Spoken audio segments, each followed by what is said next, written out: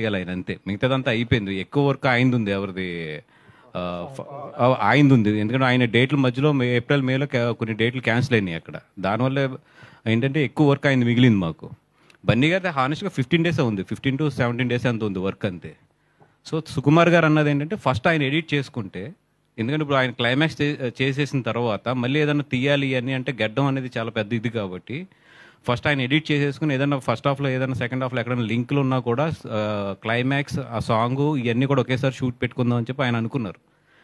ఒక ఎడిటింగ్ అంటే 30-35 days gap ఉంది అండ్ మధ్యలో ఈ నా 5 డేట్లు కూడా ఉన్నాయి. ముందు ఆయన వర్క్ కూడా అవగొట్టాలి. సో 30-35 డేస్ గ్యాప్ ఉన్నప్పుడు బన్నీ గారు ఆయన ఫ్యామిలీతో వెళ్ళడానికి ఇట్లీకి ఆయన ఏదో కరెక్ట్గా లెక్కేసుకుని 1 మంత్లో వచ్చేటట్లు గీసుకున్నాడు ఆయన. దాన్ని అసలు బేభత్సం చేసి యా ఇప్పుడు ఇది ఎవరేమనుకున్నా దిస్ ఈజ్ ఫ్యాక్ట్.